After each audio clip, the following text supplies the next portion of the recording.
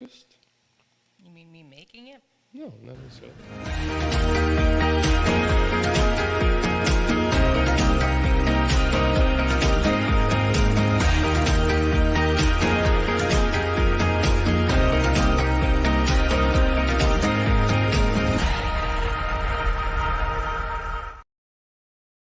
Well, good morning, everyone. Welcome to the Couples Academy show. My name is Hassani. And I'm Danielle. Welcome, everybody. And we're the Pettifords. And we are. We're here. We're here to connect with you, people who are all over this globe, all over the planet, who are committed to restoring relationships. And we're glad to be a vessel, an instrument, a conduit that God would use to deliver a powerful message of inspiration. I was actually about Speaking to to the mic. Conduit. I'm in the mic. No, go ahead. I'm literally kissing You need to kiss me. the mic. And you need to hug that mic. Okay, I'm Hug the mic hugging, and kiss kissing me. the mic. Okay, All right. Listen, guys, I want you to like, share, subscribe, hit that notification bell. Don't miss a show. I am noticing that we are increasing in subscribers. So yay! Wait, hold on. Something must be up with this mic if you're not hearing me, because I'm Just so gotta all turn up it in that this way. mic. There Like, it is. Boom. There we go. I'm so all You know, up in it's this just like mic. that sometimes in the morning. We're trying to get things adjusted and Okay. But How about that? Hello. There we go. There we Okay. go. So I am noticing that the subscriber list is increasing. And so we really appreciate your support, telling your friends, telling your family, and making sure that everybody knows about this show that you are so addicted to, because it is transforming your marriages. So continue to share, and we appreciate you. Sean Holland. Good to see you. Daryl Gardner, Alina, Luke, Ben, Scott.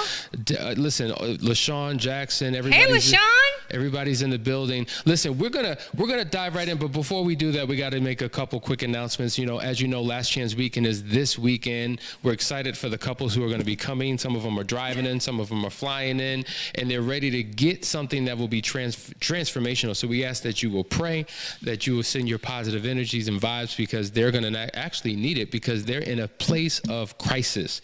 And that's why people come to the Last Chance Weekend, to get out of this crisis. Also, I want to give a shout out to some of our practitioners, right? We know who this is. This is Roland and Janella Bradley. It says, God gave us such vessels in Roland and Janella Bradley, who have poured into us with loving care and concern. Karen and I are so appreciative of their guidance as we hit a challenging place in our relationship. We are thankful to God for their wisdom and insight in guiding and encouraging us through this difficult time. Blessings on you both, Billy and Karen from North Carolina. That's awesome. It is. That's what keeps us going, to know that we're making an impact and it's transformation in people's lives. But we're going to dive into the topic today. We're talking about how to connect with your spouse. Now, yesterday we started the conversation. It was just you and I. Now I get to connect with my wife as we connect with you, talking about how to connect with your spouse.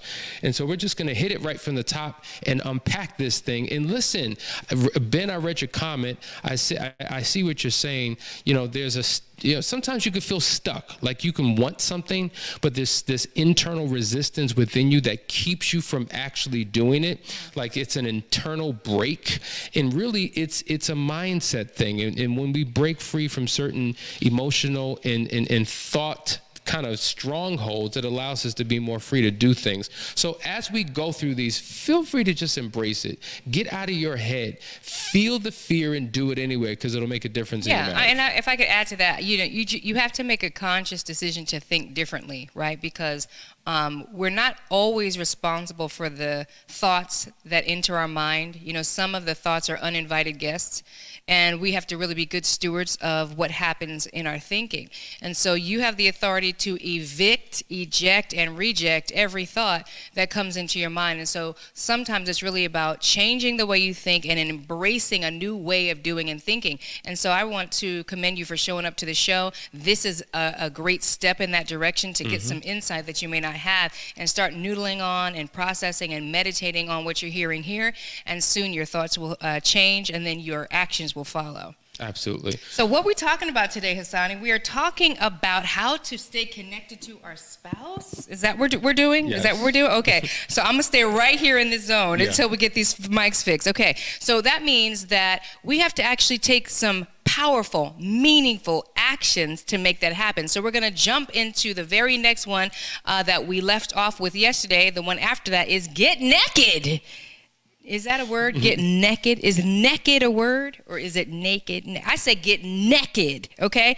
So studies have shown that couples that jump in the bed naked, actually it creates an environment to increase intimacy. So that's interesting, because I for one, my first knee-jerk reaction is to put flannels on from the top of my head to the bottom of my feet, because I am cold. My temperature, I don't know what's going on with my internal thermostat, but my internal thermostat stays at somewhere around 45, and I need the heat in the house, the flannel pajamas that I have, and blankets to bring me up to a normal temperature of 72. So my first inclination is not to jump in the bed naked, but it is his, right? See, that's why God saw fit that she would read this morning.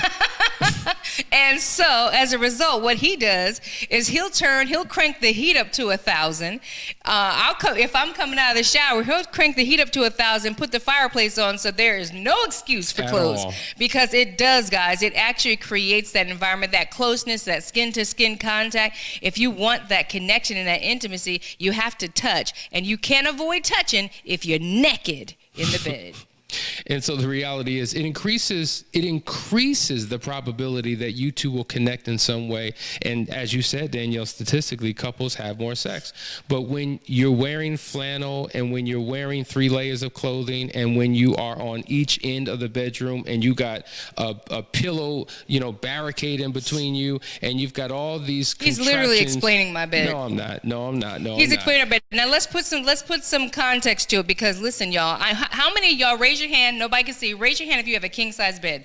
That thing is massive, right? Somebody once told me, don't get no king size bed, because you can be on your own hemisphere on that king size bed. But then the pillows. How many of y'all have all these beautiful decorative pillows on your bed? How many women have a leg pillow, a side pillow, a back pillow, a front pillow, a hugging pillow, a neck pillow, an ankle pillow? I got all the pillows, because I sleep well, y'all. I'm a good sleeper. I'm a prepared, well sleeper. So sometimes we have to eject the pillows, get the pillows out the way, so that our spouses, our partners can be close and connected and actually touch us, because those pillows will barricade like crazy, especially if you're in a big old king size bed. I can have my own pillow barricade, and Hassani still has plenty of space. So burn those pillows, burn those clothes, get naked. We are not burning the pillows. We are not burning the pillows. Let's go to the next one. The next way that you can literally begin to connect with your spouse is to relive a memory. There's a powerful exercise that we've done for years and we walk other couples through, and it's called the 8 greatest moments, right? It's this powerful worksheet where you literally write down throughout the course of your time together, from the day that you said, hi, my name is, to today. That could have been 5 years, 20 years, 30 years, whatever.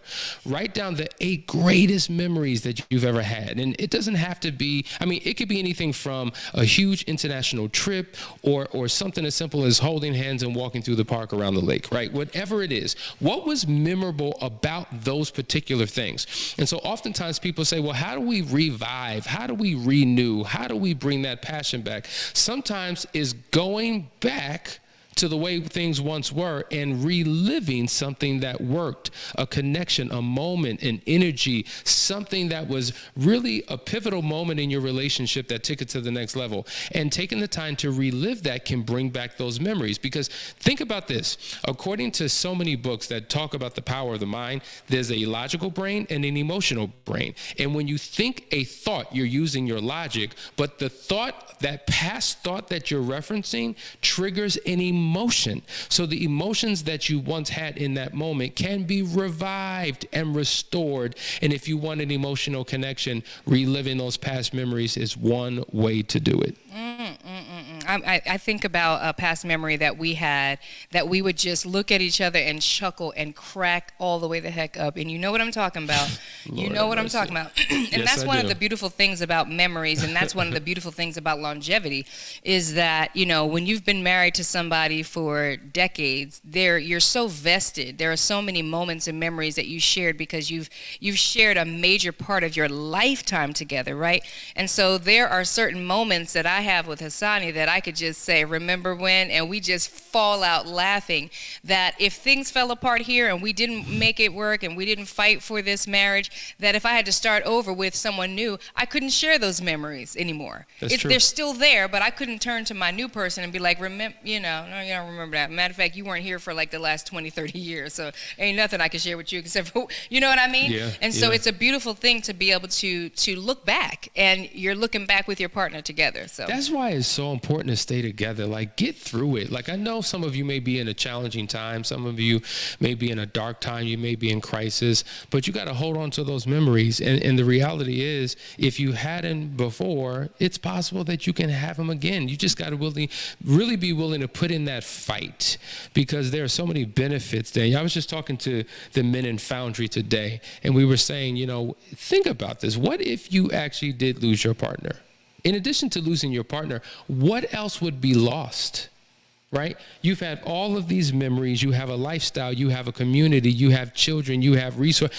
All this stuff would just completely go away when your spouse departs from you. So is it worth it? Doesn't it make sense to put in the fight? Doesn't it make sense to figure out how to connect and make things happen? Of course it is. So let's go to the next point. Next point, guys, listen, because what happens is, over time, we tend to think we can suddenly read the minds of our partner. And so we stop listening. We stop paying attention to what they're saying. We read between the lines. We jump to conclusions. Mm-hmm. We finish sentences that were not even completely spoken. And oftentimes your spouse feels unheard, right? The best way to connect is to actually get clarity and understanding, to have that same patience that you used to have. Remember when you were just discovering each other and you wanted to understand their opinions and their feelings and their passions and their perspective, and you took the time to get complete and total understanding. You withheld that part of you that was quick to jump to conclusions or feel the triggers that cause you to feel a certain kind of way or assume. But when we pause and take the time to allow our spouse to complete a sentence, complete a thought, and then we dial in even deeper. We actually want to understand it even more, and we ask questions about the perspective to get clarity so that your partner understands that you fully and completely understood them. Wow, that's a great way to build connection. Sometimes the best way to communicate is to listen. God gave us 2 ears and 1 mouth, and we should use it in that proportion. And when we do, that's when the transformation comes, because a lot of times people need to feel validated, they need to feel heard, they need to feel acknowledged. And when you interrupt and you cut in and you make assumptions and say what you thought they were going to say, and 9 times out of 10 you were probably wrong, what it does is it impacts the connection. And so if you want to connect, keep your mouth shut, hear everything, and respond to what's being said. Don't get into the tit for tat. Don't just, rob them of their moment. Let them express what it is they have to say, and you acknowledge it and you respond to it, and then you move on to other areas. This communication piece is one of the most. This is actually the best way to communicate, because once you have healthy communication, it opens up the door and the window to so many other blessings and opportunities in that relationship. Listen, guys. One more thing, and the other thing to say to that is, because some people don't even jump to conclusions. They do, but they just don't do it verbally, right? So you could be communicating with your spouse and they just go ahead and have mental assumptions, right? And mental opinions that they didn't even share with you. So they walk away from the conversation feeling a certain kind of way, taking away a belief that wasn't even the agenda of your spouse, and they don't even know about it. And you have people who have resentment and have feelings and opinions and all these perspectives about something that never really happened. So to Hassani's point, communicating and letting the person know that you were understood. I understood what you were saying. That happens by speaking and actually confirming what it is that you heard and validating what it is that you heard. One of the biggest complaints I hear from women in Unearthed is that their partners just don't communicate. They just don't speak. So they could be talking all day, talking about issues and concerns, sharing their feelings, their hurts, their pains, their faults, their concerns, whatever. And they're sitting there looking at a stone wall. They're looking at a blank canvas, and they're getting nothing. And so that person's walking away with emotions and feelings, and the other one has no idea how they feel about it. So as much as you need to listen, because we do have 2 ears, you also need to confirm and validate verbally so that there is true communication. And this is deep because, in the Foundry groups, men talk. I mean, these dudes go in, they will talk. 10, 15, 20-minute Marcos, they talk. And so what happens when you're with your spouse that you become a deaf mute? What happens that you completely shut down? There's some internal things that are happening. We talk about the iceberg communication and how outwardly we say or don't say, but it's a result of what's happening internally. And if we don't deal with those internal issues, it will continue to cause problems in the way we communicate. So sometimes communicating with your spouse is first learning how to communicate with yourself, tapping into what's going on inside of me that's creating this resistance that keeps me from connecting with my partner.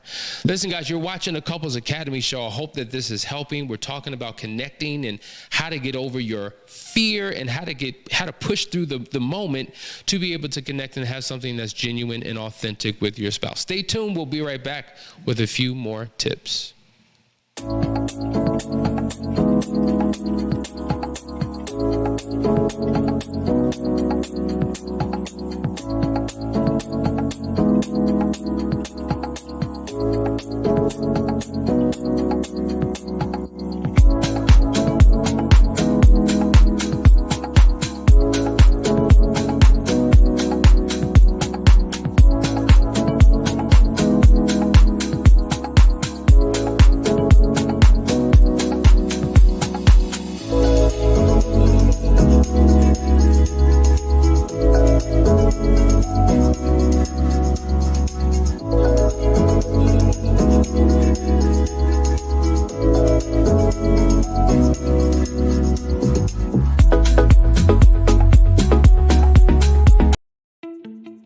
Excited about Foundation. It is a new group program where couples are gathering from all around the world twice a week, couples who just want to have a thriving, successful, amazing marriage. No really well-built house is built without a foundation. As a matter of fact, without a foundation, it can't stand. It would just crumble right into the ground. We are going to interview experts and other successful couples so that you can get a glimpse into the lives of other people who are doing what it is that you desire to do, who have and who are accomplishing what it is that you want to accomplish. And we also have over 500 videos available for you to watch of all of our teaching. Everything that we've ever done, every topic that we've ever covered will be accessible to you. So guys, if this sounds exciting to you and if this sounds like something you've been waiting for, go ahead and just give it a try. We're literally giving away a 15-day trial for $1. And then after that, it's simply $3 a day. And so, is your marriage worth it? Is your future worth it? Join the community today. Just click that button and meet us on the other side.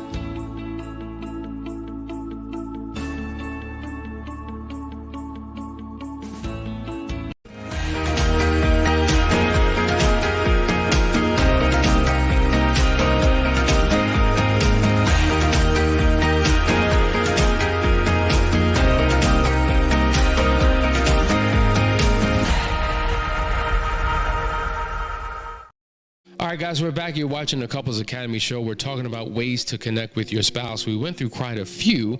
The next one we want to talk about is the importance of taking the time to share a laugh with your spouse. Like, you know, not everything has to be draining and deep and, you know, just difficult, and there doesn't have to be hostility and contempt and vitriol and disdain and hatred and like you're just exhausted emotionally and you just want to tap out. You just want to just cry uncle and just leave. No, you can have fun with your spouse. You have to be intentional to do that, and one way to do that is to laugh. Man, I am all about laughter. If you ask me what movie you want to watch tonight, it's got to be comedy.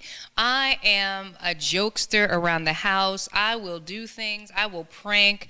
I will try to terrify and scare Hassani. I am the one. I'm all about laughter, joy, and humor. And so I love What this do you mean point. you try to terrify? It doesn't work. I have scared the crap It out of does him at least not. once. That I'm is a sure. lie. I'm sure. That is a lie. I am sure I have scared you at least once. That's not true. I will hide Believe behind a everything door, she said, jump but out. I will attack him with pillows and tickle him to the ground. Now say that's a lie.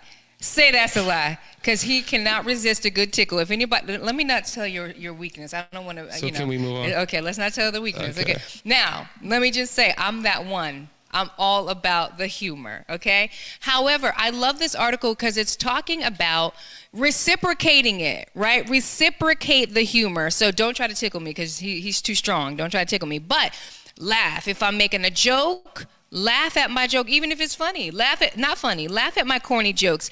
Having joy and laughter actually connects and bonds you. When you can laugh at yourself, when you can take yourself, you don't have to take yourself so seriously. When you can, notice quirks and funny things and joke with each other and not be hurt and not be offended. It's a beautiful thing to be able to laugh and joke together. And let me tell you something. I've been working on this joker for a long time. He's getting so much better at humor. As a matter of fact, you've made me laugh a couple of times. A couple. We've been married 20 years and a couple times. You've made me laugh a couple of times. A couple times. Most recently, you actually did something that was funny, and I can't remember what it was, but you did That's something. how far and few in between.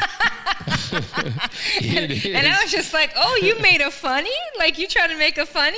I made a funny? This is ridiculous. So, ultimately, when it comes to all of these things that we're talking about, how to stay connected to your spouse, really it's about, understanding who it is that you're married to, because it's a game of reciprocation, right? It's just like, okay, this is what serves me. If humor serves me and serving serves you, then we got to meet in the middle and do those things and enjoy doing those things, right? It's nothing like somebody that's doing something for you, with you, and it's a misery to them. They're not enjoying it. They're doing it because it's a duty, and they have to. That's true. Well, you like this, so I'll do it. Hassani loves books. He's an avid reader, and he will go to, back in the day when we would go to bookstores, now you just order on Amazon, but he would go to the bookstore and he would be in that bookstore forever, and he could be reading book to book and have a crate of books, and I'd be sitting there. And guess what? I got into books. Me and him walking through the bookstore looking for self-help books. I got into books. Just like if I'm shopping, he doesn't have to sit there and be bored and waiting and looking at his watch. He can look at clothes with me. So it's about togetherness and connectedness. Whatever it is that you're doing, have the intention to use it as an opportunity to connect with your spouse. John Gottman of the Gottman Institute, the one who really came up with this concept of the 4 horsemen, this destructive ways that we communicate in relationships. He even said that, humor with your partner is one of the best ways to restore your relationship. So what an amazing way to connect. And guess what? In addition to what Danielle said about cracking jokes and just being playful with each other, like, to her point, watching a movie, we go to comedy shows all the time. Like, if I can't make a laugh, we're going to go somewhere and laugh together. And laugh together. And it's a way of connecting. That's true, we do. It's a way of connecting. So, listen, guys, these are the things that we need to do in order to take this relationship to the next level. Now, we have a couple of comments in here, and I want to read this. Dainty says, how can you connect with someone who has put up a wall between you? I'm trying everything in my might to connect with my partner, and instead of him connecting with me, he reconnects with his affair partner. Ha ha. I laugh because I think this man is lost. Well, it's not funny, but you're right. He is lost, and somebody needs to help him be found. And I think that, we talk about this all the time. It only takes one, and it sounds like you are doing everything within your power to, get his attention and win his heart back and win that affection and connection. And if you've done all that you can, sometimes it's time to reach out and get some new tools in our toolkit. We don't know what we don't know. We do what we think to do. But when we start doing things and we keep hitting a wall and nothing's changing and we're seeing the same patterns, sometimes we need to get ourselves around some people that have a new method, a different way, a different perspective, and try that. And then from there, you take it from there, If your husband is still seeking relationships outside of the marriage, that's a problem. That is a problem. That is not a situation for you to endure. That is a problem for you to get busy fixing, working on, getting him involved, and then if that doesn't work, seeing what are the next options for the both of you.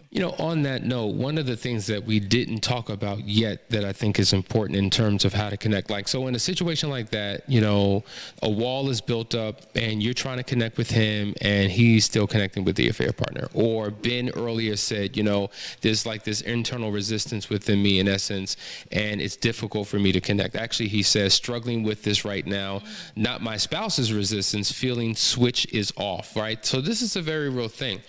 You know what the most important connection actually is? When you connect to God.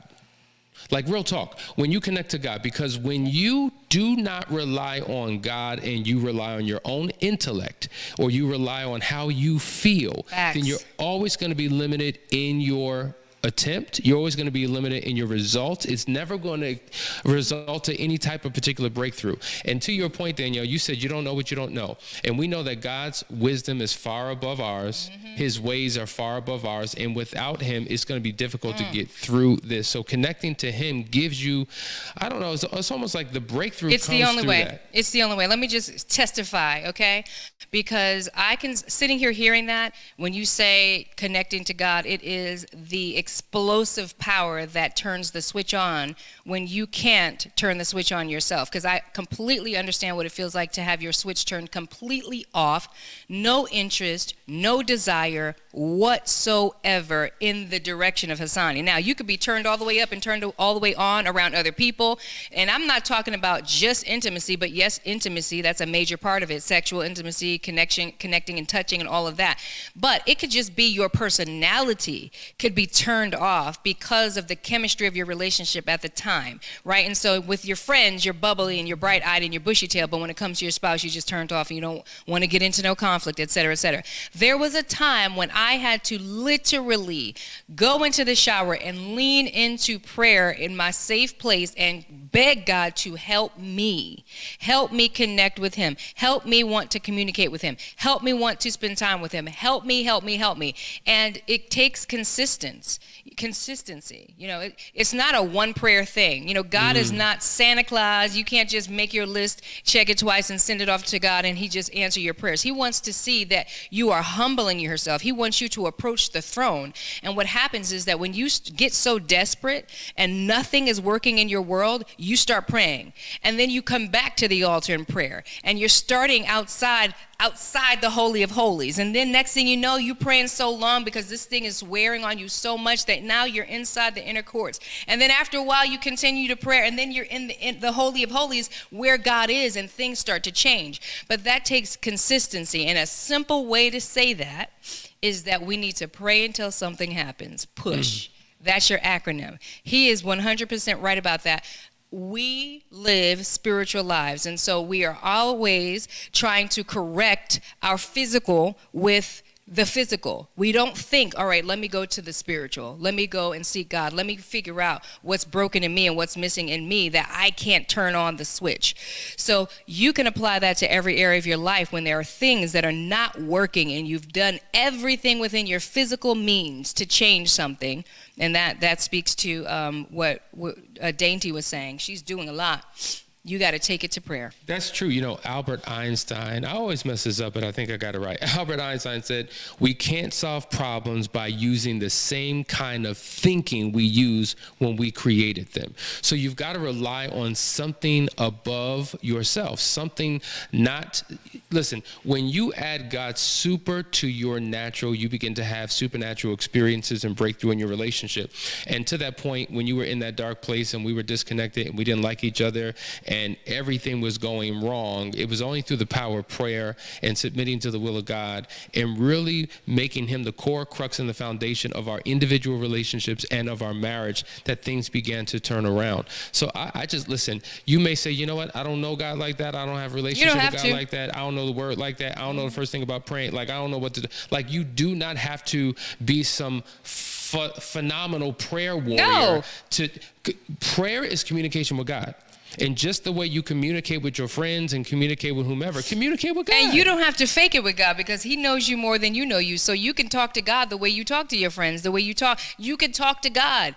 God can handle your frustration. He can handle your tears. He can handle your doubt. He can handle all of it because you can't hide it from him anyway. So you can take everything to him in the altar, and that's what you should be doing. I'm saying altar because I mean, like, for when I get down on my knees, it's my altar. Wherever I'm at, I don't care where I'm at. If I'm in the bathroom, if I'm in the shower, if I'm in my closet, it's my altar. I'm going to the altar. I'm going to the Father, and that's where you need to go to get these answers for your life that you don't have, and putting answers aside, because you can't just pray and sit back and do the same old thing. Right. So when I used to be in that place and I would have to beg God, help me, please. I really want to pack a bag and go. Really, Danielle? Come on now, let's be real. When I really want to pack a bag and go, right, I would end my prayer, get up, and then I would do the thing with the resistance that I was asking God to help me do. Did you hear what I just said? I would get up from my altar.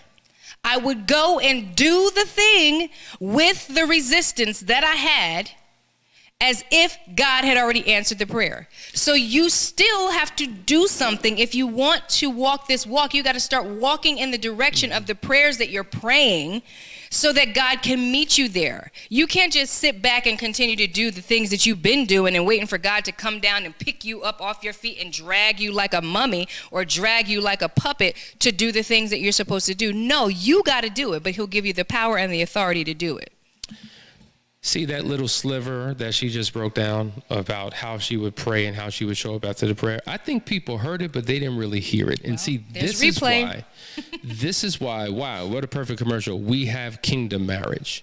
Now, we just launched our first episode on Sunday, and they're going to be coming out every week. But listen, if you want to truly know what can truly happen in your life when you bring God, his system, and his principles in, and when you remain fully committed to it, like literally there is nothing that you can't do, be, have, or experience, because this wasn't supposed to happen. The enemy knew what the power of this partnership was destined to become. And he fought tooth and nail from the very beginning to create discord, dissension, animosity, frustration. He used it all. He used it all. Everything. But the devil is a liar, and he's defeated, and he's under our feet, and his breath stink, and it didn't work. And I'm telling you that no matter what you're going through, no matter how hard your situation may be, it does not have to work. Listen, you can kick the enemy out of your home, and you can create a different culture in your household and begin to submit to the will of God. Stay connected to him.